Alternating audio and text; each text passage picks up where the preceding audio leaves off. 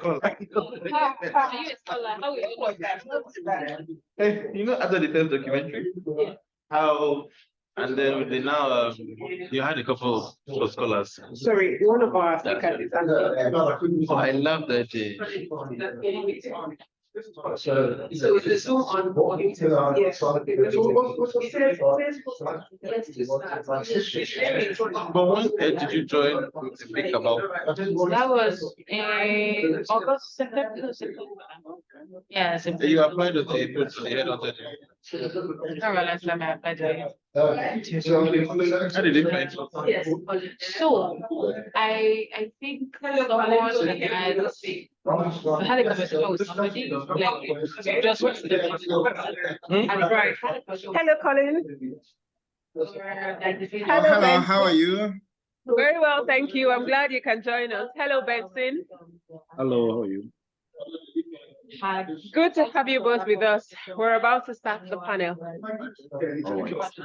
Okay, good. Cool. Just everything else about social media and like, why don't you go? She will go first. Oh, I am. Yes, we'll alternate. She will go first, then we'll go online, we'll come back to him, just to give I am. Why don't you go and join us?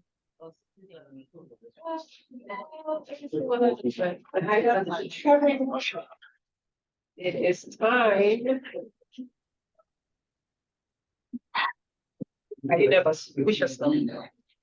This is very serious. Yes. It is very serious. Are you hearing us? Are you here? Yes. Oh, why are you doing? It's all right. Please make your choice. Yes. Sorry.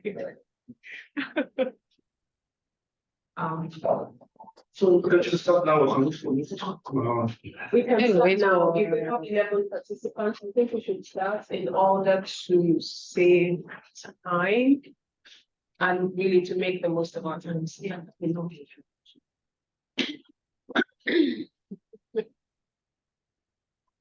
Okay, it's 12:46 and we can start our panel. Good afternoon, ladies and gentlemen. My name is Angolika Agina. I work at the Pan Atlantic University, Lagos. I research Nigerian film and cinema-going cultures, and I am the chair of this panel. I want to welcome you warmly to this panel titled Comparative Perspectives on Netflix in Sub-Saharan Africa, Nigeria, South Africa, and Kenya. Why these countries? Without a doubt, these are the top 3 markets where Netflix has a strong presence on the continent. And as you see, or as you must have seen in its recently released 6-year report, which my colleague here, OJ, would speak more about. Netflix has brought about the transnationalization of these African film industries, boosting the spread and consumption of their screen content to local and global audiences, creating employment for filmmakers and altering distribution practices in significant ways. There are so many changes facing African film industries and their audiences since the advent of the internet, which enabled films to be stored and distributed online, thereby breaking down, in many cases, the geographical and physical boundaries of film consumption. Filmmakers, scholars, and industry critics have jumped onto this novelty, attempting to make sense and money of it. A lot has been written and more will follow. Digital disruption, cinema moves online, and television in Africa in the digital age are 2 quite recent examples and are indispensable guides to the changes currently facing film and its audiences. Digital distribution and video on demand debates, and in particular the Netflix model, requires a realistic assessment of both the genuine and the not so promising methods that have been experimented in response to the disruptions that moving online have provoked in African film industries. Paying close attention to how African filmmakers and Netflix have dealt with the changes and challenges posed by moving online, this panel focuses on industry dynamics of production and distribution, of winners and losers, the business models that have emerged, and the reactions by industry critics and observers.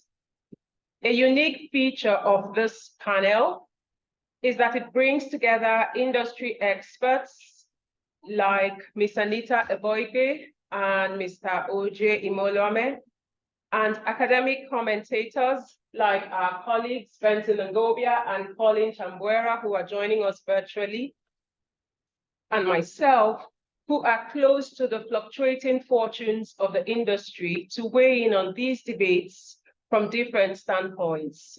While it is convenience for audiences who can now watch their favorite Nollywood and African film stars on the move at little to no cost, relatively speaking, we cannot take for granted that it is convenient to filmmakers, cinema exhibitors, and distributors. There is a wide range of reactions and interpretations of Netflix's presence in our continent, which range from jubilation and praise to muffled displeasure and even to acerbic criticisms of what some refer to as renewed forms of exploitation by the global north. With me to discuss these are, I will just introduce all the speakers now so that we can move seamlessly from one presentation to the other. Ms. Anita Eboigbe is an award-winning journalist and business expert. She is the operations lead at Big Cabal Media and co-founder of Inside Nollywood, an analytical media company working to improve the quality of conversations around the film business in Africa. Anita is actively committed to growing the Nigerian media industry through research and business development. Her works are focused on improving the industry by creating workable roadmaps. Anita will reflect on the topic, is Netflix's business model in Nigeria sustainable for the development of the screen industries? Thank you, Anita, for joining us today. Our second speaker, Dr. Colin Chambuera, is a senior lecturer at the AFDA School for Motion Picture and Live Performance. He's joining us online. He's also a research associate at the University of Johannesburg. His research interests include subscription video on demand platforms, journalism, social media and democracy, and media economics. He'll speak about film production practices in South Africa in the age of Netflix. Thank you, Dr. Chambuera, for joining us today. Mr. Oje Imolome brings ideas to life. He does this by utilizing his background in economics, strategy, consulting, and a deep passion for the arts, creativity, and innovation. In the creative space, OJ is building and investing in exciting companies, creating innovative products that will change the world. Some of which are the annual Film Mischief Festival, Yara, PEG, and other film festivals that promote the filmmakers with new perspectives. And he's also passionately driving film tech. He will talk about the recently released Netflix report and how that is bringing about significant cultural changes. He'll speak on the end effect, disruption, and cultural renaissance. Thank you for joining us, Mr. Imolome. Our next speaker will be Dr. Benson Ngobia. He is the immediate former chair of Department, Performing Arts, Film and Media Studies at KCA University in Nairobi, where he facilitates learning in the areas of film and digital media, and has seen the department grow from 2 students to over 800 currently registered ones studying film and media. Dr. Ngobia has championed a practice-oriented model to learning and assessment of film, leading to KCA University student projects, bagging various awards in performing arts and film. He is also behind the recent partnerships with global brands Canon and Netflix, where film students at KCA and other universities and colleges have benefited through scholarships and masterclasses as a result. He sits on the national organizing committees of the Kenya Universities Performing Arts Association and the Kenya Music and Cultural Festival. He's also the chair of the Nakuru Players Society, the founder and convener of a Kenya Film Summit. Dr. Ngobia will be speaking on interrogating Netflix and the VOD disruption in Kenyan cinema. Thank you so much, colleagues, for joining me on this panel today. So each speaker will have 10 minutes, and when we've gone round the room, we will then open up for questions and answers. Thank you so much, everyone, for joining us today. Thanks also to our guests online. Miss Anita, please. Okay, thank you. You can sit. Okay. Thank you very much, everyone. Thank you for the opportunity to speak on this. I wrote an article last year called titled "Netflix is Eating Nollywood's Lunch," and it sparked a lot of conversations around what is Nollywood's lunch in the first place. And a big part of the article was dedicated towards describing what our lunch was as an industry. Before Netflix came in 2020, Nollywood had just begun to get a sense of who its audience is, and how the audience wanted to be interacted with. And then Netflix came and did this very glossy campaign about how Netflix is home and Nollywood is home, and how Netflix is Nollywood, essentially like borrowing the identity of the industry and making it its own. So it was a very fantastic, successful campaign anyway. And so what happened was, it was timed just around the period where COVID-19 had forced everybody to rethink the way they consume media. So it was perfect timing. What happened after that came on board was that the filmmakers were faced with a very serious existential question, which is, how do we survive from here on? How do we move forward? How does Netflix coming into the industry help my brand or help the films that I'm making? I think as a background, one thing that we need to consider is that a lot of the people who are filmmakers in this industry are also distributors.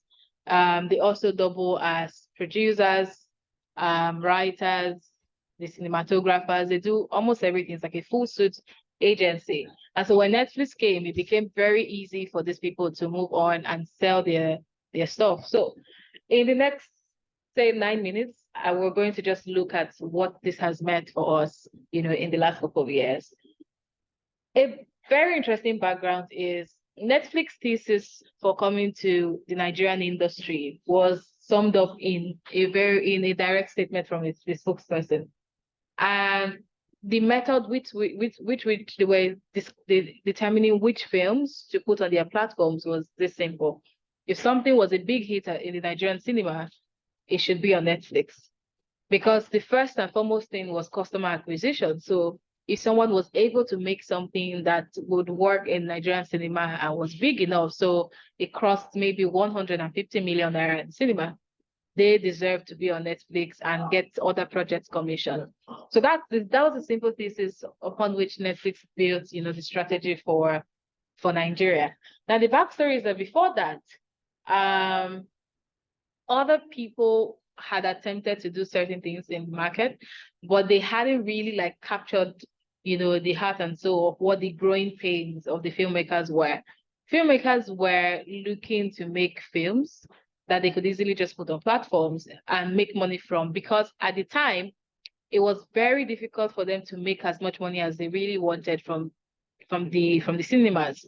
So you go to the cinema and then your money is split 4 ways.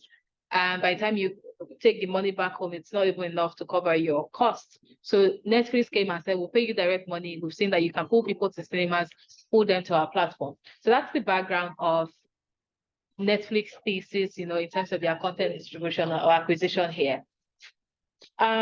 Please, sorry, next slide. Great. Knowing this at the back of our minds, how can we describe the Netflix strategy, especially since we're looking at how it has impacted the Nigerian market? So the first thing is that Netflix is going to back recognizable IP. The people know it. The people know the filmmaker.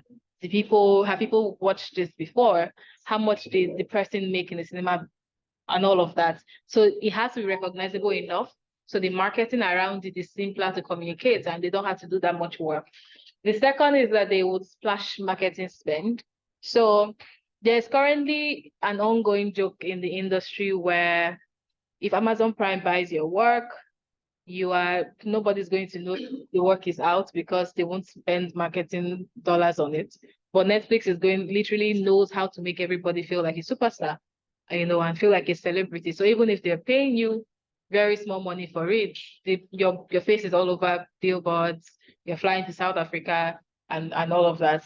The other thing is you need to get big names on it. So a Netflix project, the formula is get as many big names as possible. These big names are going to carry the marketing on their back. They are certainly not, they don't necessarily must know how to act or not act. You just need the brand, the audiences to recognize that this is buying the project. The other thing that Netflix started doing was that they decided to cut the filmmakers. And the interesting thing about this was it wasn't about quality. I want everyone to look at like the thread of everything. For Netflix, it's not, at least up until recently, because of the competition that it now has, it wasn't quality. It was, let's get something flashy. Let's make it flashier. And let's hope that this flashy thing sticks. It works for Netflix because they're a tech and content company. But what does this mean for an industry that was starting to find itself in 2019? Nollywood as we know it, right? The way we know it now is like 7 years old, 7 to 10 years old. So there's a history of us falling on our faces and trying to make video on demand, trying to do things on YouTube. It was until 2009, 2010 that people started saying that an industry could be built around, the various tenets of what a film industry should look like in the 21st century. And so when you're trying to find your own and grow, someone comes and says, hey, take money, let me make it flashy for you. It does something to the arrangement of how that industry would start to grow after that. And lately we've seen, which is the last one, we've seen that when Netflix exhausted a big part of its spend or it started to deplete, what happened was they started to buy mid-sized cinema films and then make them bigger. How has this impacted the industry? A big thing is, on the positive side, it has given the industry more options and also just opened the road for for other companies that did not think there was a market in Africa or there was a market in Nigeria to find reasons to bring their product here. So now we have Amazon Prime, we have Showmax, opening up and, bringing stuff here. We have people just trying a few other experiments and putting flicks at the back of it and paying money for all of that. So there are options, and these options are important for the industry because they used to get ripped off, when they would go to the cinemas and they will make the small money they will gather from the audience. They will have to split it, take 35% home or 33% home. But now they can directly take money from Netflix or any of the streaming platforms and keep at least 70 to 80% of the cash and not have to split it with so many people. So the options are great. The second thing is false success.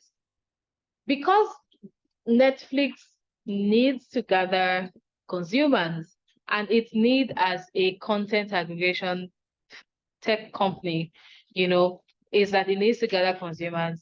It needs to bring them on the platform. They need to subscribe and then they have to make money off it. The industry in its adolescent stage, just having that come into it and having that sort of inflow have started to mirror that in a very weird sense. And this is a simple explanation for it. If I see my name on a billboard in South Africa or in Nigeria, and then I'm seeing marketing spend, that is pushing all of this, to the world, and Netflix is sending me vanity metrics that is showing me that in Brazil, someone is watching my film, I start to feel like perhaps there's a chance at world domination, which is a great feeling, but I haven't done the homework yet for that to happen. So my films are not up to par. I'm not looking to improve the production values. Because after all, with the way it is now, Netflix has told me that someone in Brazil likes it, you know, someone in some other European country likes it. And so there is no need for me to improve. The other things that really happened is because of that, people just film and dump. So they take small budgets. It's like we're looking at the video on demand era all over again. We're looking at the 1999 era all over again, where people just film things wherever they like, however they like, and they dump it on Netflix for $5,000, for $10,000, and they keep it moving. All of this have now led to the big question, which I think, as we discussed today, we'll start to explore sustainability. How does the industry actually get to build itself? Because all of that has been put aside so that you can make quick coins from what is happening right now. Yes, a lot of development is happening, but the overall like strategic development that needs to build a film industry such that it actually becomes an industry that provides for itself and expands and also just provides for the people in it, all of that has been pushed to the side. And the first thing that's on top of mind is how do we create something that literally you hear filmmakers say, how do we create something that Netflix will just buy or that Showmax is going to buy? And the core of the work that is supposed to happen in building the industry, something is shaky there. And that's if Netflix is winning, which they are not winning as much anymore right now, the industry has suffered from the flashiness that, you know, it has been introduced into it prematurely. So I'm just going to stop here. Thank you very much. Thank you so much, Anita, for reminding us that in spite of the euphoria of Netflix's entry into the Nigerian market, we have many more things to think about and to do so critically. Thanks for that. Our next speaker is Dr. Colin Chambera, who's joining us online. Colin, please. Hi, Angolika. Is it possible for me to share my slides? Yes, yes, you can. Yes. Yes. Okay. All right, let me do that now.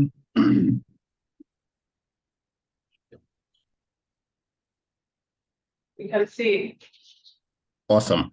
Thank you so much. I'm gonna try and speak without the video because I'm getting an unstable internet connection.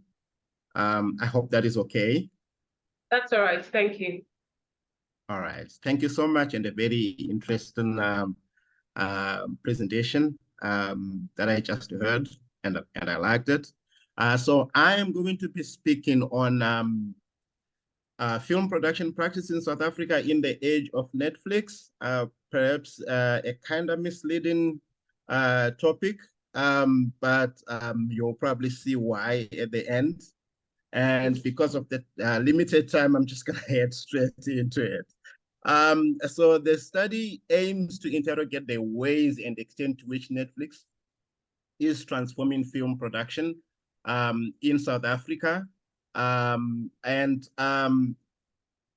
think, as has already been said, when Netflix came, there was so much expectation in terms of what it would offer to African film producers, to African audiences, and all of that.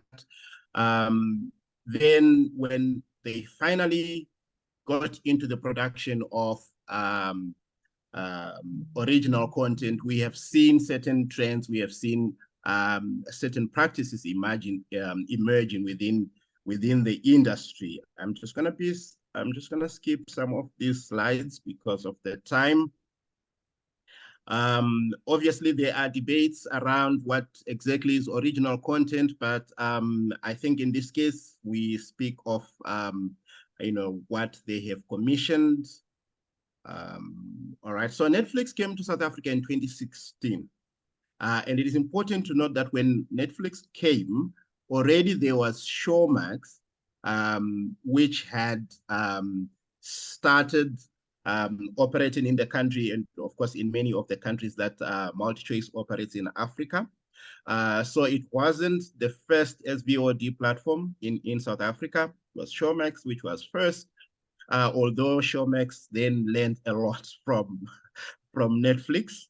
And its first original was Queen Sono, and then we had the likes of Blood and Water and. I am going to again skip some of the slides. All right. As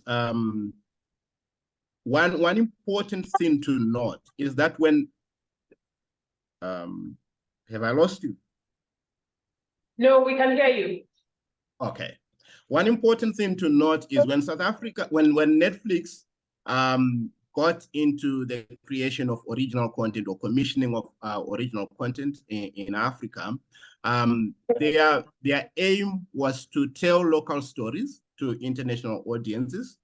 And that sort of kind of separated them from MultiChoice, which was primarily interested in African audiences. So what was the market like that Netflix came into?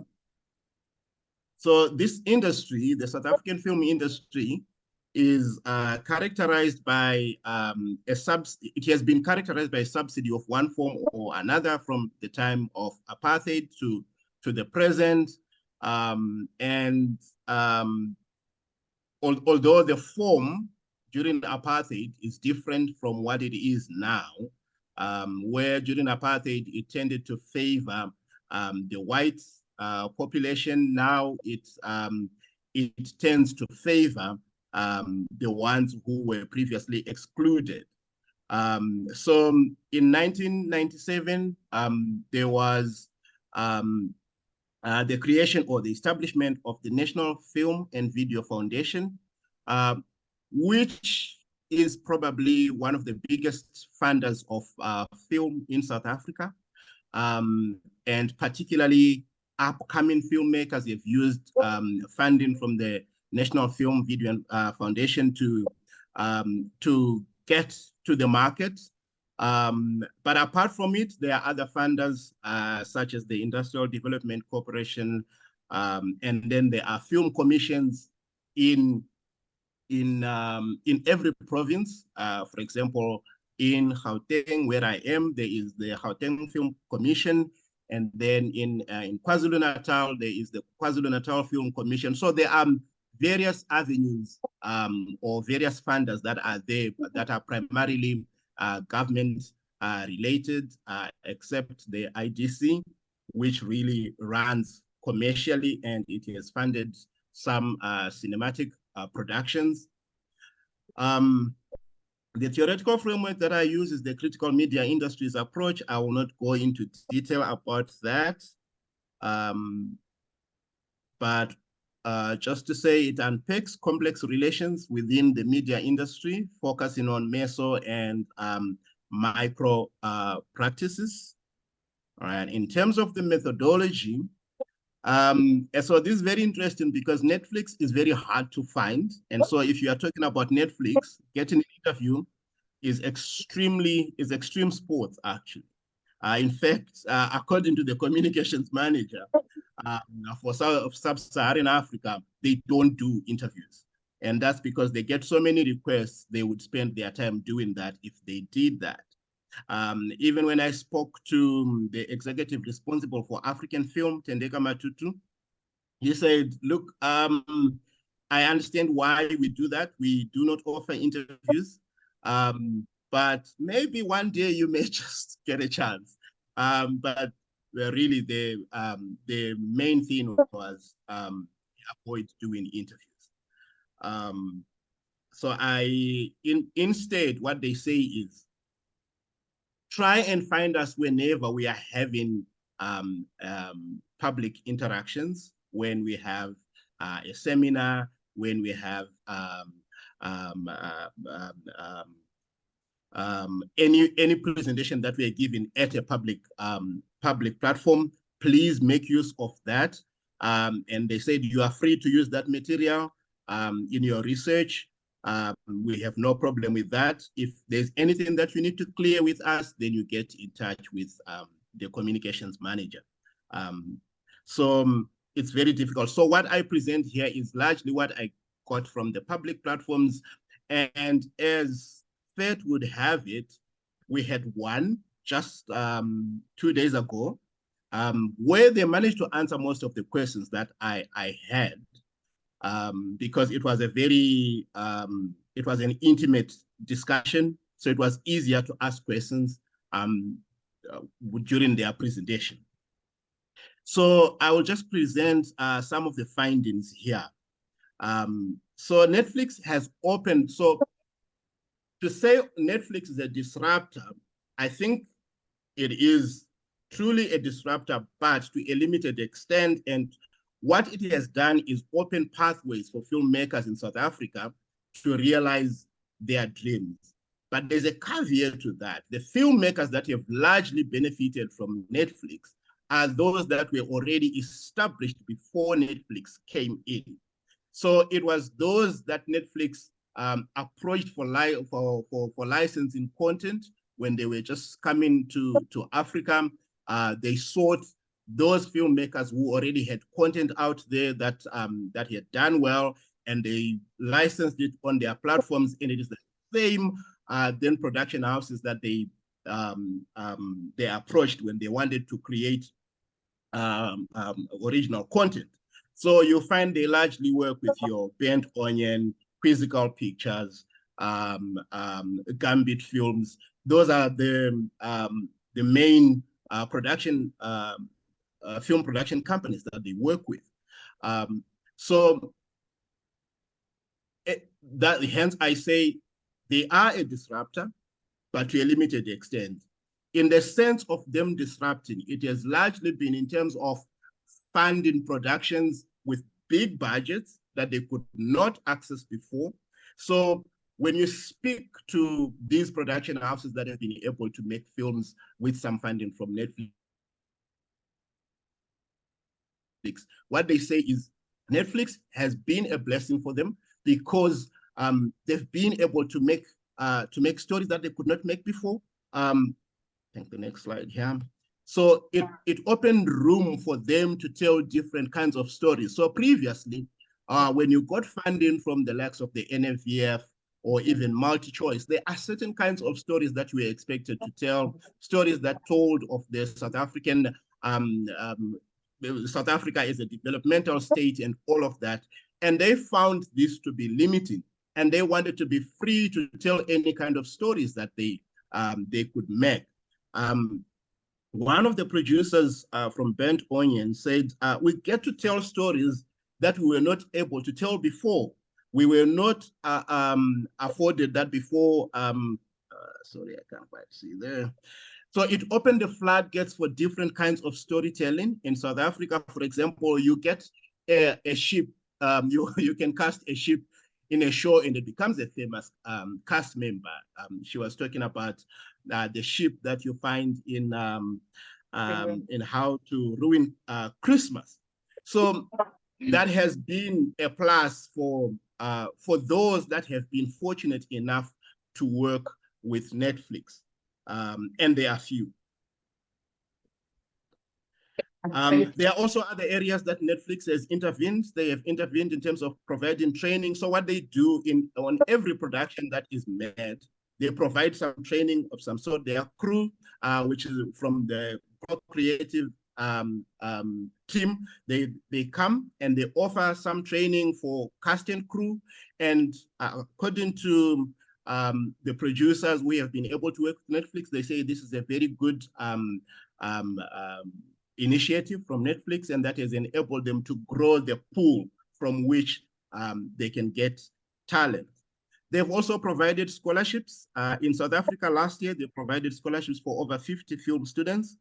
However, the beneficiaries complained that after getting them the scholarships they've studied, Netflix does not offer them opportunities per se because they are still going to the established filmmakers.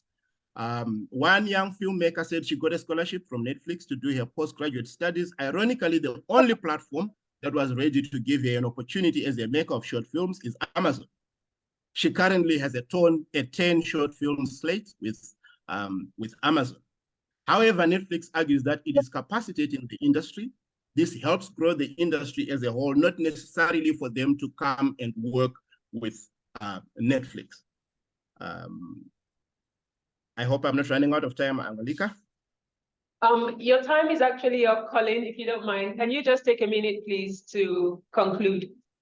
Okay, all right. Let me conclude. Okay, so the other side from upcoming filmmakers is that Netflix is really not there for them. So far, they are utilizing the funding from the already traditional funders that have been there,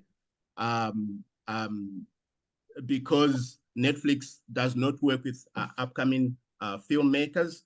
And the production that they fund have tended to largely been of a Hollywood type nature.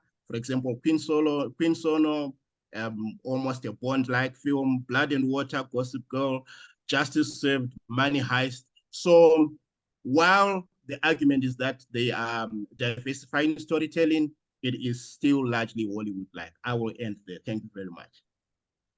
Thank you. Thank you so much, Colin, for that interesting presentation and for giving us the South African perspective to Netflix's work. Our next speaker is OJ, and he's talking about the Netflix effect. Yeah. Thank you, 10 everybody. minutes, please. Yeah, thank you, everybody, and good morning, and thank you for having me. So when I think about, and thank you to Anita and Colin for everything you've said thus far. It's giving me time to actually reflect and shape in everything I was going to say. So when I think of the Netflix effect, or when I think of the conversation of disruption and cultural renaissance of the industry, so one has to critically look at it and ask questions in that, okay, is it what it says it is, or is it what it appears to be? Because it's two different things. So I will admit, just as what Colin and Anita have alluded to, that Netflix, like Amazon and YouTube and Showmax, are distribution platforms. So what is different is how wide the platform can it go, how far can it travel. So I would actually even go back in time to YouTube, because originally the whole Africa to the world narrative started and is still being propagated by YouTube, because it was one of the first times the filmmakers could upload the movies online, and that could get instant access around the world, as opposed to taking the physical CD and transporting it and it exchanging hands. And then subsequently a Netflix came in. However, I would say that the main difference between the YouTube and the Netflix aspect is the money, is the investment, and the pedigree and the brand. So I'll start with the money. So Netflix released a report this year, an impact report, where they gave a report of their operations in Africa. So Netflix has been in Africa, operating in Africa for 7 years. They opened in Africa in 2016, and they started actively producing in 2020. So basically, as Mr. Colin pointed out, the first produced African original was Queen Sono, but actually in terms of the first African original is Genevieve Nagi's The Lionheart, which was acquired in 2018 at Toronto International Film Festival. So, and then between 2020 and to date, they have either acquired or co-produced or produced about 20 originals in total from the key markets of Nigeria, Kenya, and South Africa. So the impact report stated that Netflix has invested, about $175 million in Africa. So I like his reaction. He's like, ooh, it's a lot of money for Africa. Yeah. So, however, though, if you look at it on its own as an absolute, it's exciting because arguably the film industry hasn't seen that kind of money before. So the impact report will tell you the investment has empowered a lot of people, direct labor, indirect labor, thousands of people, a lot of filmmakers, Africa to the world. As Anita pointed out, the movies are trending around the world, #1 around the world, but that's good. However, if you look at that money of $105 million. So last year, there was an American film that came out. It's called The Gray Man. It stars Ryan Gosling and Ryan Gosling. It stars Ryan Gosling. So the budget for that one film alone was $200 million. So if you look at $200 million for one film, then $175 million for one continent. That's where you now understand the disparities. However, it is also important to note that it is $175 million that otherwise was not there before. Because again, when the people talk about an industry, in fact, like when they told me we're in the management sciences building, I was very excited because this is the center of business. So when you have an industry, and what is an industry? It is a composition of sellers, of sellers, buyers, whichever in the context of the conversation. So in the industry in Nigeria, you now need to ask yourself, who is the big seller or buyer? Who is the big acquirer of content? Who is there to support the industry? And there's only one big person, and that's MultiChoice. So by virtue of MultiChoice in this space, they have supported the industry. So currently on MultiChoice, you have about 8 African Magic channels. African Magic, Yoruba, Hausa, Igbo, and obviously you have Showmax. So by virtue of those platforms, they were able to support the filmmakers by acquiring and supporting the content, basically. So now you have a Netflix here who can also acquire the content, pay you in dollars, and also commission. It is very important to know that in Africa, commissioning a budget are very, very, very low, at times non-existent. However, internationally, if you look at the biggest studios in the world, even in America, if you look at ABC, NBC, CBS, Fox, etc., these guys commission, as opposed to Africa, where you have independent filmmakers who are saddled with the responsibility of looking for the funding to make the movie, looking for the funding for the marketing and budget, and also saddled with the responsibility of further monetizing the film. As a matter of fact, before Netflix came, there was the thing of, okay, the movie will go to the cinema and then it disappears. You never see it again. So if you don't have access to Anita, who have access to the filmmaker, is somewhere on the hard drive rotting away, because the movie just could not be monetized. And again, it is always important to understand that the conversation with Netflix is a conversation on premium IP, not necessarily the regular IP, premium IP, because effectively, it has to travel around the world. It has to have a minimum standard. So basically, a filmmaker can spend 50 million naira, 60 million naira, 70 million naira on a movie, have the movie in the cinema, and then upload the movie on YouTube. It's a waste. So effectively, Netflix creates a platform to have the conversations and launch a new market of premium IP. So that's what Netflix does. In terms of a cultural renaissance, I'm not sure if it brought about a cultural renaissance per se, because Hollywood has a massive following around the world. Independent of Netflix and Amazon on its own, it always had a massive following around the world. So in terms of a cultural renaissance, I'm not sure. However, what I know that Netflix has brought to the table is funding. And I call it responsible funding. So it's funding for, as Anita pointed out, if you look at the projects like Anikulapo or Blood Sisters or A King of Boys or Far From Home. So because you're working with Netflix, they can give you a lot of money, hundreds of thousands of dollars, if it's an original, to fund the production. That's one.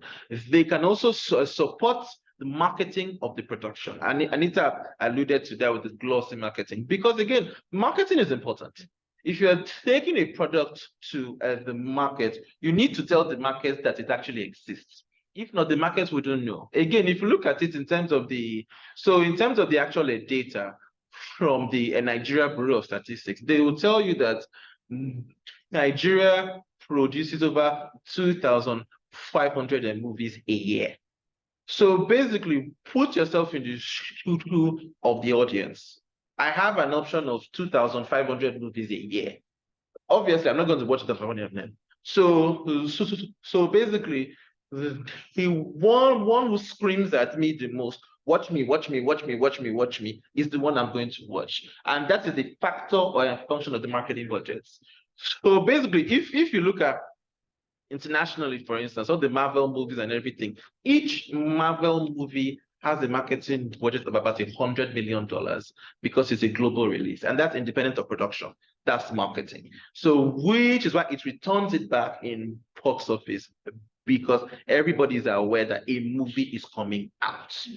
So basically, in summary of that, I wouldn't necessarily say it created a cultural renaissance, but I will say that Netflix, the end effect is that it has put the filmmakers, it has given them a platform to go to the world and engage and stand on that platform as global filmmakers with their peers. That's what I would say. Thank you. Thank you so much, OJ. I can't wait for us to open up the conversation to have this debate on whether Netflix is changing anything culturally or only just financially. Thanks. Our next speaker is Dr. Benson Ngobia, and he'll be talking about interrogating Netflix and the VOD disruption in Kenyan cinema. Over to you, please. Thank you. Thank you, Anuli. My name is Ngobia, and I'm going to talk about interrogating Netflix at the VOD disruption in Kenya. But I think my focus mainly will be on Netflix because that was the general gist of this particular discussion. And I'll be doing, basically this is an exploratory study where I talked to a few of the Netflix producers in Kenya. I talked to the filmmakers who benefited from Netflix projects, some of the actors and actresses. So I'll basically be looking at I'll give a brief background of how it is in Kenya, and then I'll also look at the main pros and cons of having Netflix and in general the VODs, Showmax, Amazon, and all that in Kenya. In my background, basically, I think this was a bit academic, but we're talking about how media now is being consumed in digital format. We're looking at the rise of the VODs in Africa, Showmax, Iroko. We are looking at Star News Mobile, Black Cable, Kwese Play, and how most of these platforms now are the norm in terms of consuming content, especially entertainment content. Kenya also has its own particular VOD platforms like View Sasa, Calabash by Movies Africa, Boni TV, among others, where primarily they showcase local content at a fee, of course. And then we have the YouTube and what have you, where we have a lot of behind the scenes shows, reality TV shows running on YouTube, tutorials, and all these are basically popular content, especially here in Kenya. So I think in case we had anybody in the audience who was not clear on what we mean by video on demand, I defined it as non-linear audiovisual media services, which include both paid for content, like we have for Netflix, and the advertised finance platforms, the likes of YouTube. The fact that the internet subscribers also have more than doubled the number of TV sets. I think this was a study by Adobe where she was discussing how we now have more internet subscribers than the number of TVs in actually Sub-Saharan Africa. So this suggests that this innovation is fast catching up in the region, and it could be the new normal in the near future. And I think especially during COVID, because it was in 2018, during COVID, we have seen that this has now become pretty much the norm. As Colin alluded, we have challenges with a lot of literature, especially on Netflix. I think one of the things that I discovered is we do not have a lot, not Netflix per se, we do not have a lot of literature on African VODs. When you try to read up on Iroko, Showmax, Jusasa, the Kenyan ones, we don't have a lot of literature that can actually give us a lot of the statistics that we need unless you go to their specific website. So basically, Netflix came to Kenya in 2016, January.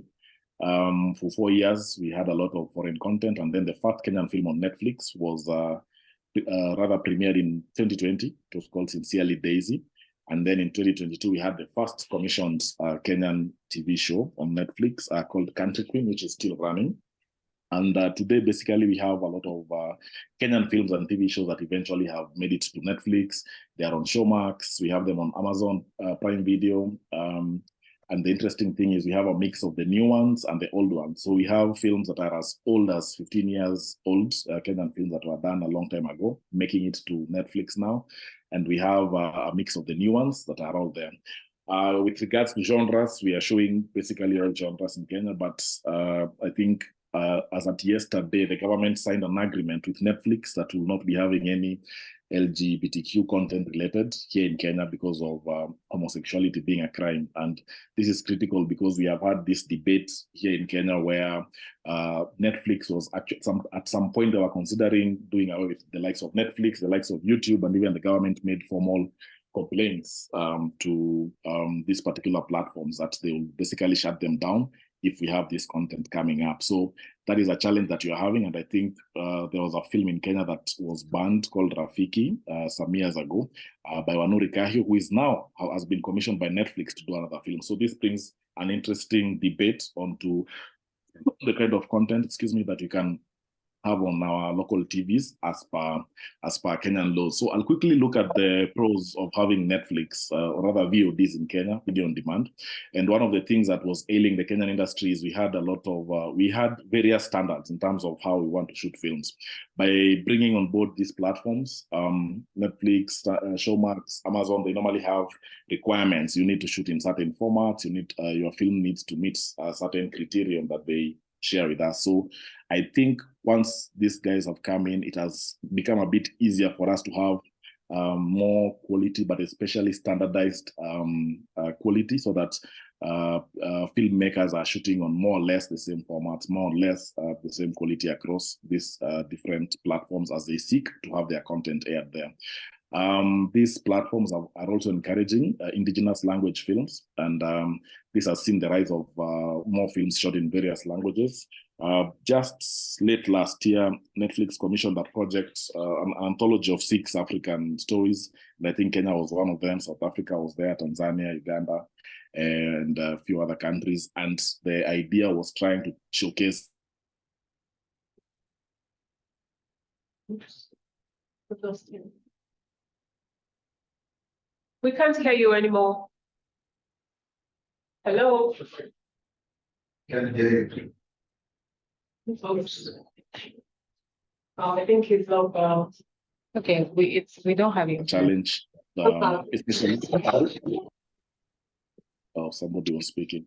Yeah, there was a challenge with our Kenyan audiences, which are a bit urbanized, where some content, if it is too cultural, like let's say you're telling a story about the village, telling a story about the farms and so on and so forth, our Kenyan audiences sometimes will look at that as something that is a bit backward, and this has hindered progress a lot for most content creators, or rather the film producers, because most of them end up now aping the stories that we have from foreign countries. Of course, big budget productions have increased, and this translates to more work opportunities for filmmakers. And I think especially for Nigeria and South Africa, we are collaborating a lot, where we have a lot of our filmmakers coming to work in Nigeria and South Africa. We have Nigerian and South African filmmakers coming to work on Kenyan projects. And I think this is a plus, because we are getting to share more and more best practices. We are benchmarking with each other's industries, and I think that's a plus. Yeah. We also have their role in promoting training. I think, as Colin also alluded, specifically for Netflix, they introduced a scholarship that is supporting students who are interested in learning film. And the idea is to try and fill that skill gap, because like for the Kenyan film sector, we started teaching film seriously, where now more universities are teaching it in 2008. So that's been about 15 years of teaching film. So initially there were challenges, because the question was, we are teaching students, but where are they going to fit in the industry if the industry doesn't have enough opportunities. But I think now that we have more and more of these productions, we're having more and more students getting into the sector. And one of the things that we are discovering is on most of these film sets, most of the or rather every film set you will find a film graduate from there. Previously, most of our filmmakers, of course, have been self-educated by apprenticeship. And I think now we're starting to see the role of formal education in trying to support the sector. The Kenyan government has also been challenged positively, and now we have the Kenya Film Commission giving us larger grants for local films. Previously, they would give you 500,000, 700,000. Now we are seeing big grants of up to 6 million because they want to compete with what the other VOD platforms are doing, and this has been a plus for our industry. In terms of the negatives, I think I mentioned this, we have a demanding and urbanized Kenyan audience, which is continuously measuring upcoming local filmmakers against the established foreign filmmakers. You will see a blockbuster on Netflix, and you will expect a Kenyan filmmaker who has been maybe a year or two in the industry, and they have a film on Netflix. They will start having those comparisons, and I think this is a challenge because it hinders the growth of the local content, because these directors will end up copying whatever they see from the foreign filmmakers in a bid to rise much faster. So we end up killing some new ideas, some new concepts, some new stories that basically would show more of Kenyan culture or Kenyan storytelling. Local media houses, of course, have been affected by this because they cannot compete with the budgets that these streaming giants have. So a lot of audiences are moving from local TV to basically these streaming platforms. And that is a challenge even for the economy, because we've seen job cuts in most of the big media houses because of this. Top film talent get better opportunities outside the country. So we have filmmakers who will do 2-3 films and then they leave the country because they have been identified to work on bigger projects by Netflix, by Showmax, by Amazon outside the country, and we have that skill gap in the sector. Then we have Kenyan filmmakers also tending to produce content similar. I think I've talked about that. And in some instances, actually, we have seen some foreign shows being adapted for the Kenyan audience. That has been a criticism, especially for Showmax, where sometimes we see a story that is a big hit in South Africa, let's say, for example, being adapted to fit the Kenyan context. And then we have Kenyan characters, we have Kenyan names, we even work around the language. And what this does is basically hinder creative development in the local sector. So I think in terms of consumership, we have those challenges that our consumers impress upon the filmmakers, which the local film industry feels hinders the creative development, because there are cultural stories that you might want to tell, but our audiences will probably prefer something that they have already seen before in a different context, from the South African gangster films, for example, the Niger films, and so on and so forth. So in a nutshell, those are some of the challenges that Netflix has brought together with other VODs. And yeah, I think I'm out of time, so I'll stop there for now. Thank you. Thank you so much. Right on time. You spent exactly 10 minutes. Thank you. Thank you. Thank you. That was very interesting. And I noted some points here that are very similar to the Nigerian situation, the skills gap you spoke about, and also the skill talent development, which we'll see more of during the Q&A. So thanks for your presentation. It is now my turn, unfortunately or fortunately. Can you please share my slide? Thank you. I am talking about Netflix, the enabling disruptor in Nollywood. And I have this quick outline. Can you put on slide shift? F5.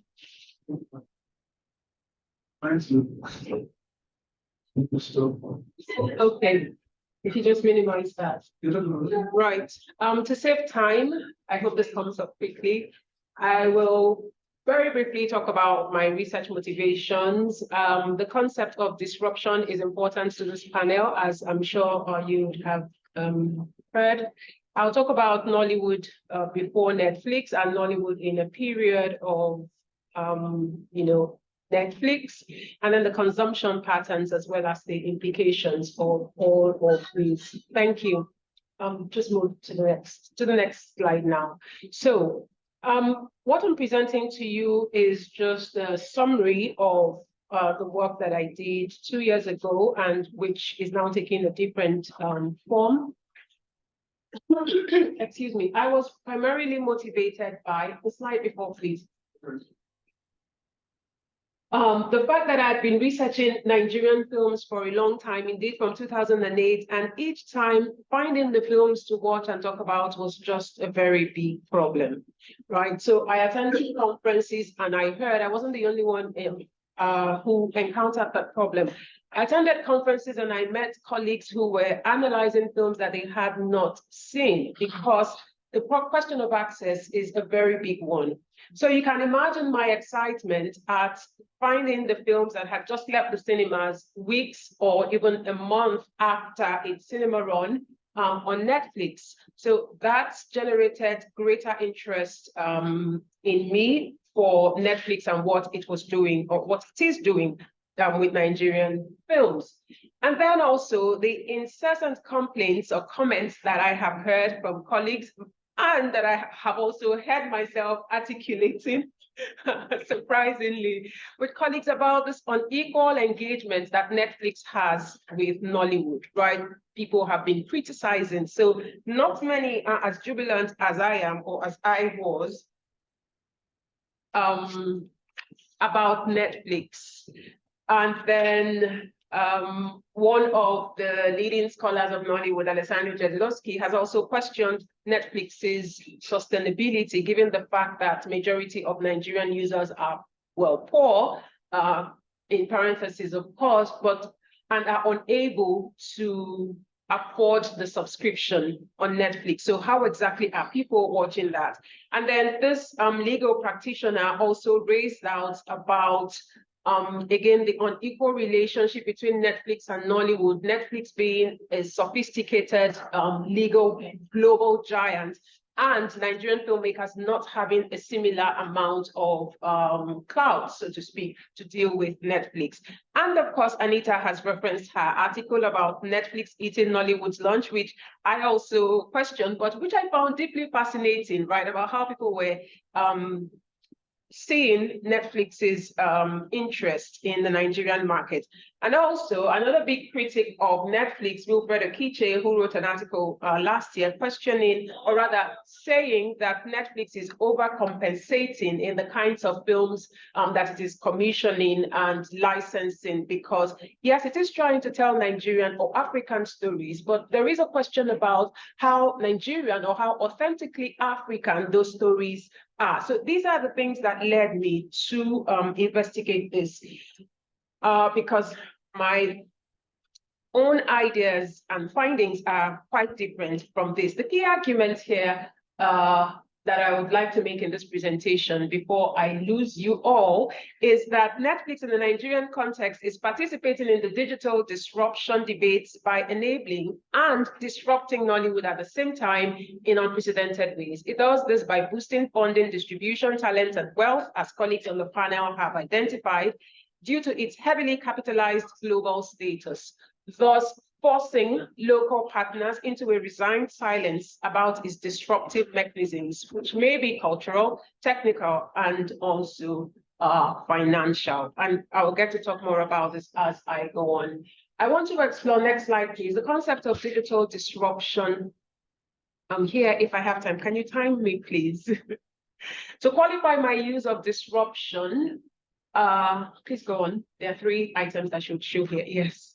A term that I have borrowed from Andrew Hickson and economic theorists is important. Hickson's use of disruption was informed by American economist Clayton Christensen, who cited Netflix as the perfect example of disruptive innovation in the video distribution ecosystem, whereby a small player enters a market and disrupts what big and well-known established players are doing, because it identifies those audiences that haven't been catered for and starts to service them. But that's different from what or the way that I have conceptualized disruption here.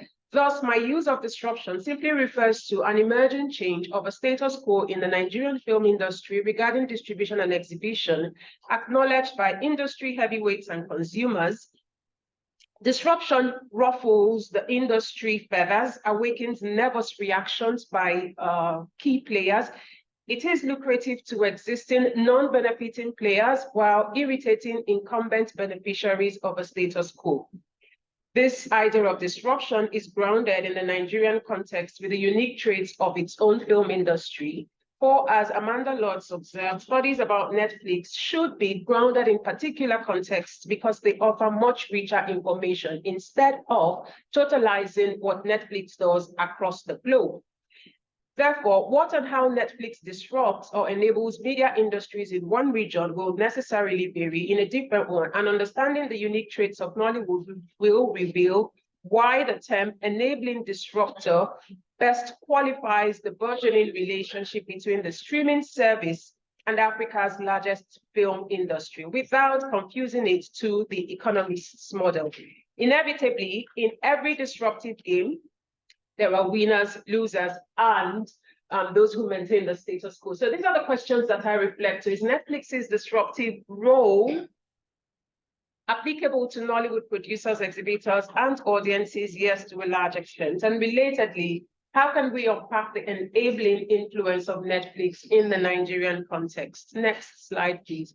So Nollywood before Netflix had its films distributed in these ways through the VHS cassettes, which led to CDs and DVDs, informal distribution, and of course the dominance of the Alaba marketers.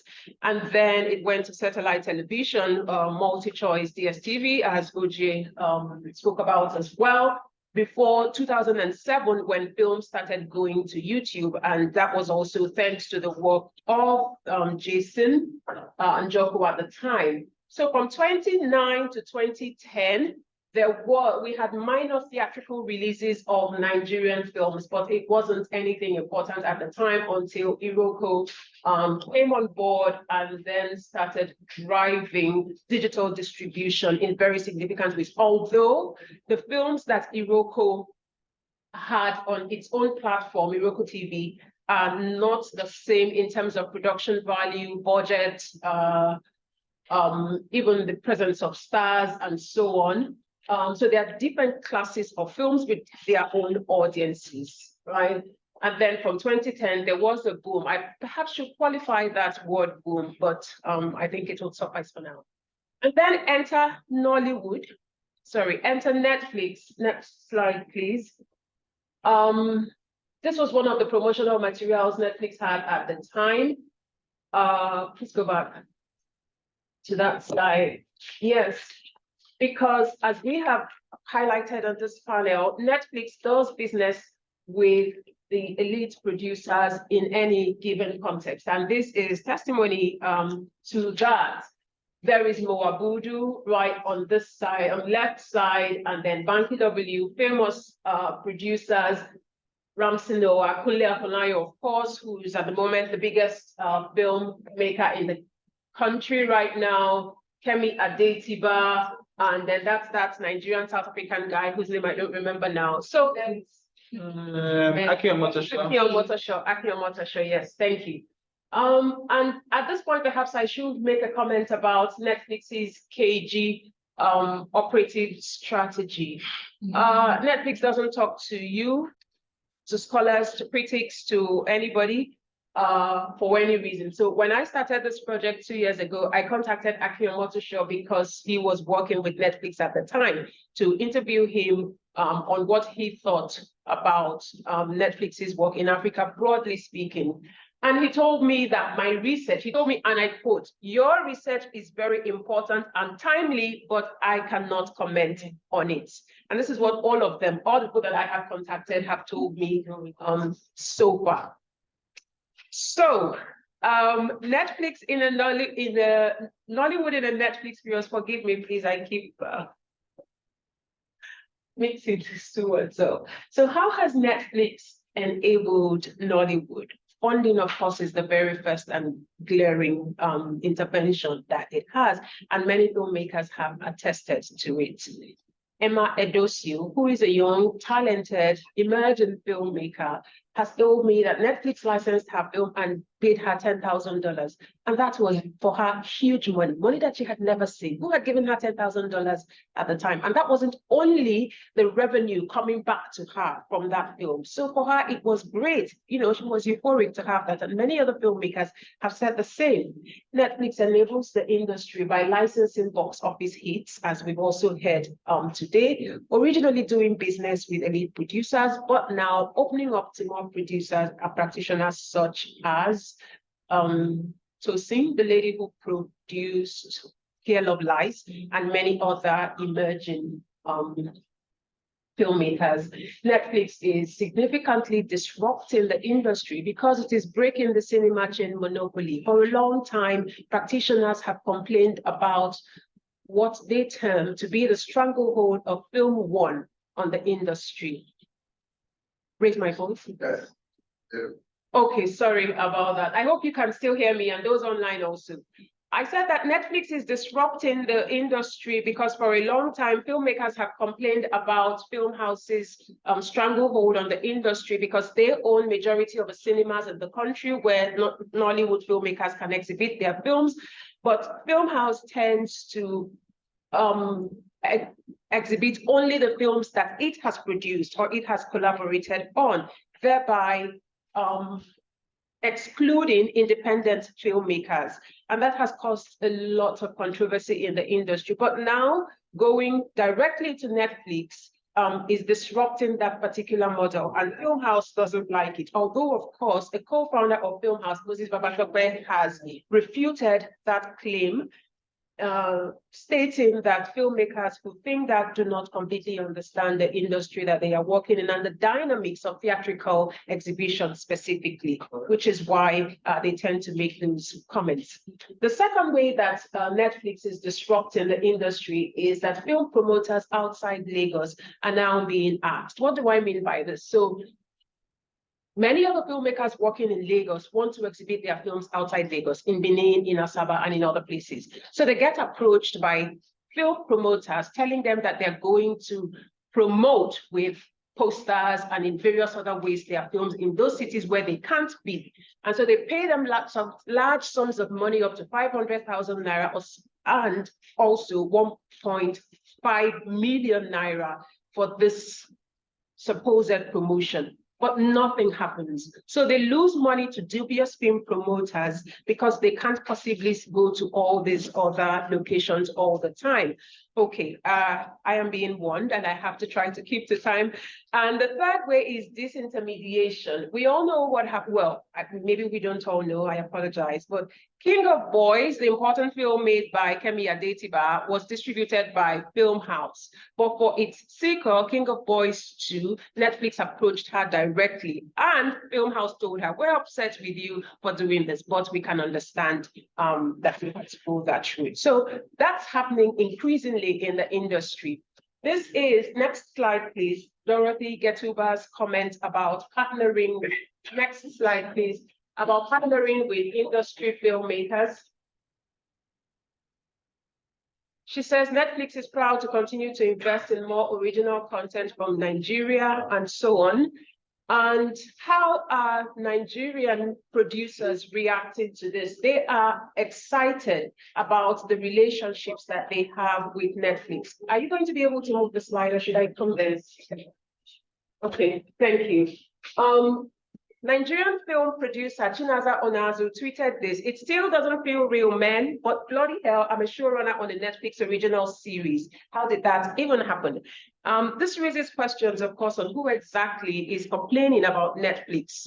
We, or the filmmakers that have been bypassed, because as far as we know, as far as we can tell, they are all very excited. Next slide, please. These are Mo Abudu's tweets where she's announcing her business deals with Netflix in a very excited, and euphoric way. She's not the only one. Kulia Panayo does the same and all that. So really, we can understand that the disruption is happening, but in a very limited sense. I am running out of time, but I just want to show you, not this one, the next one, the Netflix audience. So this is data from, previous. data axis showed us this to indicate that Netflix is having a good run, or rather Showmax is giving Netflix a good run for its money, because Showmax is currently the largest digital distributor of African screen content, and also non-African screen content, of course, and many other streamers don't even come close at the moment. The previous slide also had that also, but you don't need to go there. I just want to go now to the last slide to look at some audience responses about this. Most people on this group, right, because I initiated a debate on audiences and what they thought about Netflix, and if indeed they can actually sustain an annual Netflix subscription. And one of them said most people on this WhatsApp group don't even have the luxury to change used cooking oil, right? That was her way of showing that we can't afford to cook with this oil today and then change it every day, even if it causes cancer or it causes any other health benefits. If we can't afford that, are you assuming that we can afford the Netflix account on an annual basis? That's a fact, not to mention maintaining Netflix for a year, how we share with family and friends. So yes, the concern raised by Alessandro Jedlowski is well-founded, right? So how Nigerians are using Netflix is a question that we have to think about again, and that can open up the conversation to VPNs, for example, password sharing, and so on. Netflix is the only one showing the best of Niger content now. It started showing Niger movies in America before Niger said. In fact, do you know I canceled DSTV, right? As the previous slide showed us, just to have Netflix, but it's not possible for each family member to have a Netflix account. The biggest subscription allows you to stream on 5 devices. What if you are more than 5 at home, and so on? So you password share and all of that. So what are the implications of this? These discussions, are going on. They're continuing on how Netflix is disrupting, but also creating video on demand for people who are interested in premium content, who are unable to go to the cinemas at the time, who are trying to redefine their own consumption patterns. And at the same time, it is doing something similar to the industry because it is providing a lot more money than they originally had. But the question remains, what kinds of cultural changes is this inducing? Some have alluded to the fact that many Nigerian films now use local languages in their dialogue, thanks to Netflix, because they are trying to own or tell an authentically African story. Many Nigerian films are now showing more local fabrics and all, and trying to add stronger Nigerian flavor in their own words to this film. But the discussion is ongoing, and perhaps it might be too soon to tell exactly where this is going to take us in the next couple of years, but I'm happy to open up now to the conversations. Thank you so much for your time and attention.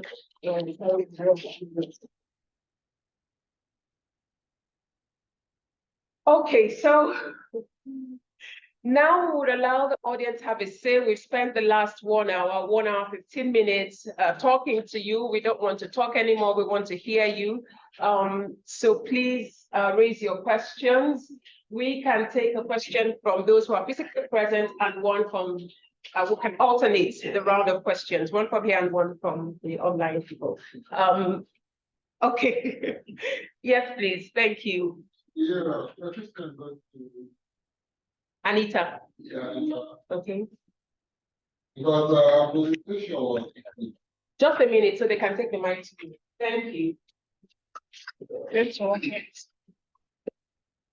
okay. I was really surprised at your presentation. It was quite okay, quite precise, and I like when you went to the point. But then you gave the impression that Netflix, was concerned about what do you call it? I mean, just how do I put it? Show off, flashy, whatever. But actually, I had that impression that Netflix sort of upgraded the production value by the standard, the criteria they gave in terms of the sound quality, the camera quality, and all that, really updated Nigerian production. So I don't know, are you saying now that Netflix has reduced that sound, that criteria? Or is it that maybe technology has caught up and they are not improving on it? Because that was the impression I got. The kind of things that are being shown in Netflix now, are they lower in quality? Is Netflix accepting everything now as against before? Because I know that actually they were the ones that really started insisting on higher quality films. It's a very interesting concept because it's multi-dimensional, right? In terms of how production value in itself, not the story or whatever. I think a good base to put in place first is that Netflix is a tech content company. So essentially, the goal is not it is a lot of emotional conversations that we would have in terms of how they impact an industry. But the first goal for Netflix is how do we gather subscribers, in a particular market. So you would go for films that people we originally, recognize. You would go for filmmakers that people recognize. And just before they came into the industry, people were experimenting with how production values, would go up. So for instance, Kunle Afolayan had experimented with Figurine and seen that he could do a couple of things with new cameras, new sound design. People started sending their sound to South Africa to do and then come back. But it was just like 1-2 persons in the industry that could afford to do it. So Netflix coming and saying, why don't you, this is the template standard in terms of equipment, in terms of, dimension, in terms of all of that. That's great. So now you have an industry where opportunity has met demand, right? People were wanting to do that, but there wasn't funding to do it, and now they have the funding for that. Where it gets tricky is that while the films look better, right, the meat of it, the content has dwindled or some, so it's like a thing where one day is great, the next day you're wondering, what happened? What happened to the story? At the base of it, we didn't do enough work. We hadn't that's why I said we were found at the adolescent stage of our development. So we couldn't do enough work in terms of story development. Story development is still like a big issue, and there's no Netflix template for story development. It is, can this thing cross over? So essentially, we've also found that people are watering down, and I'm glad that Dr. Govia said, I think he mentioned something with the Kenyan market as well. Like people are watering down the story so they can cross over. So there's that dissonance there with, you look flashier, you look better. Why is the inside not working as much as well as it could work? And that also sparked the debates that you would hear from audiences saying new Nollywood versus old Nollywood, right? Before Netflix came, as the cinema window we had with Kunle Afolayan, people like Chinoye and people, when they were going to the cinema, they were trying to get the production value up. They didn't have the resources to do that, but they tried with all that they could. So you see Figurine and co. And at the same time, they were very clear on how story could be developed. So all of these things had equal importance, in the way that they grew. So there were a lot more story workshops to see how they could debate all of these things. Money came, it could get flashy. And so in the rush to accumulate more, so that this year you're making something for Netflix, next year you have the energy to make for Netflix too, or somebody close to you is making for Netflix. It's like, what the hell? Why should I care about story as much? And so you see that even in the market reaction, right?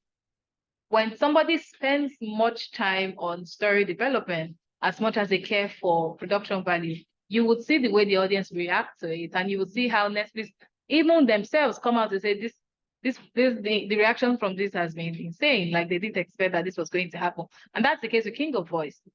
So things like King of Boys are outliers that there is an equal development. They don't do stuff like every year or every other year. Like there's space. She's currently working on the next slate of her projects, and we're expecting those to come out from next year or And it's like 3 years in between. Like there's work going into it. It's not a scheme. I think that's the way I'll put it. I don't know if that answers your question. Thank you so much. Thanks. Please, can we take a question from the online participants? If there are any. Silas, you can come to yourself. Silas, can you unmute yourself on us, please? Okay, can you hear me? Yes, clearly. Okay, hello everybody. I'm Silas from Kenya, and maybe I don't know whether it's a question or whether it's just an observation, because from all the panelists, it's like they were trying to walk a tightrope. Is Netflix good? Is it bad? Is it negative? Is it positive? But maybe what the points that I have picked is that it is a technological enabler. It has enabled the African cinema in terms of the technology. Has it disrupted the African narrative? Maybe to some extent. Maybe that is what the panelists should tell us. And then are we then saying that the African story cannot be flashy? In my own opinion, the African story can be flashy, and indeed it should be flashy. Thank you. Thank you so much, Silas. I'd like to comment on that, please, on the African story, because I tend to sit on some other sides that are not popular. So I don't think, I think I mean, I'll speak from a Nigerian perspective. So Nigeria has 36 states, FCT has over 200 different tribes. I don't think there is such a thing as a Nigerian way or an African way. I think a storyteller has told the story, and I think that's fine. However, I do agree that at times, because it's not, I mean, I wouldn't say, in fact, I can give an example of a show. It's called The Castle and Castle. It's an Ebony Life production. It's a legal series where you have a bunch of lawyers in lovely offices in VIA and everything. So a lot of the feedback I heard was that it's Hollywood, it's not real. And I'm like, that's not true.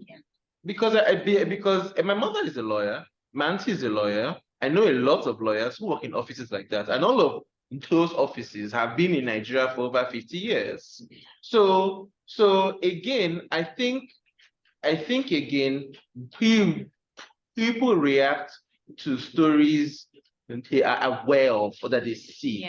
So just because, so again, if you watch the news on Arise and channels, there's a lot of politicians, or one person, So when I tell a story about that, obviously you can relate to that because of what you see every day. So when you don't see on the news or a flashy corporate law office, how they are going to court, air-conditioned places. As a matter of fact, I walked into Unilag, on the news, it is reported that, education system in Nigeria is crumbling, oh my God. And I'm like, the buildings are very nice. This is all air-conditioned. So a lot of the time, at times, it is from what the audience is exposed to on a daily basis. That a lot of the time is what they want to see in their movies and their series. So when I'm giving, as a producer now, I'm giving you espionage. It's like, it's not real. But I'm like, it is real. You have a DSS in Abuja. They've been there for many years. Yes, of course, it's not on the news a lot. It doesn't mean it's not real. So just to correct that. Thank you so much. We need to take a question from here. Somebody hands up. Yes, please. Thank you very much. I'll make it very brief. Thank you. I'm Nick from Education. And my question goes to the presenter from South Africa. I think that should be Colin Chembwera, if I got that correctly. You talked about Netflix not granting interviews to scholars or some other persons except what they're able to get from the internet or from other sources. And I think that is also happening in Nigeria, and I've had my own fair share of it. Now, my question is, do you think they are hiding anything? In your own opinion or impression? And that even in Nigeria, some of these are local platforms. They do the same thing. Do you think there is anything these platforms are hiding? That is for you. Then secondly, my question goes to the presenter from Kenya, Benson Ngobia. You said the government of Kenya was able to sign an agreement with Netflix so that they will not show some scenes that has to do with homosexuality. How was the government able to negotiate or do that with Netflix? I would like to know. Then, secondly, would you say that the Kenyan government regulates streaming platforms in Kenya, including Netflix? Thank you. Question for you, Colin. Are you ready to respond now? Okay. Yes, but Colin was Yes. to. They take questions and they respond. They will not be able to respond to them all. They will not be able to respond to them all. Colin, please go ahead. Okay. Thank you very much for the question. It's a very interesting one. Maybe there's no one way of answering it. So I had a conversation with Tendeka Matutu just 2 days ago, and his view is that, or the reason why they don't give interviews is that they are extremely busy because they're a small team in an office based in the Netherlands, and they are dealing with African issues, and there's a lot of interest in what Netflix is doing, such that if they gave interviews, it would take up a lot of the time that they are supposed to be spend working. So that's one side from their side. But on the other hand, I've spoken to a few filmmakers who say, look, Netflix is a black box. And I raised this with Tendeka as well, that you guys are a black box. People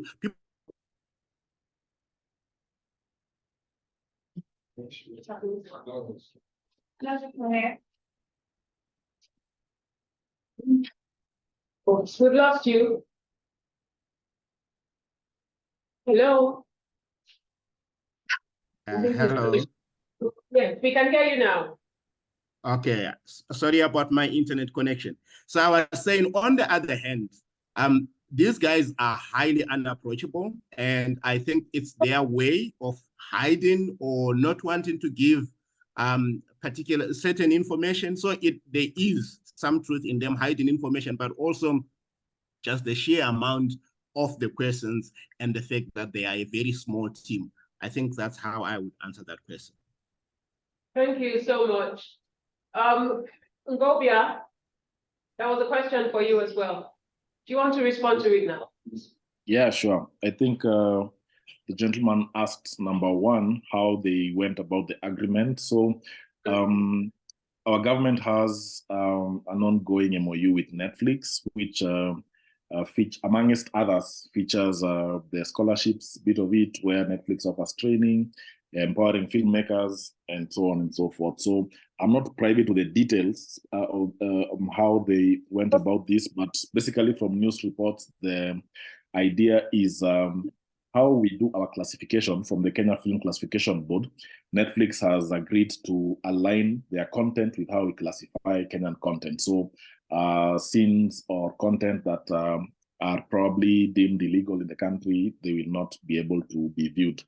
He also asked whether the government regulates streaming platforms. To some extent, yes, because as I mentioned earlier, I think we have also had a discussion with YouTube where there has been discussion on regulating some of the content that is aired on YouTube, not to be available amongst the Kenyan audience. And this has happened before. And I think across Africa also earlier this year, Egypt also had a challenge with the same thing, and they also took active steps towards that. So yes, the government has a critical role in regulating, and sometimes they exert their influence and make the business environment a bit hostile until their demands are met. Thank you. Thank you very much. It's time to take questions from colleagues online. Do we have some? We have no. Oops. That's 2 minutes. 2 minutes past time. We're 2 minutes past the time, and we can't respond to all. Yes. Oops.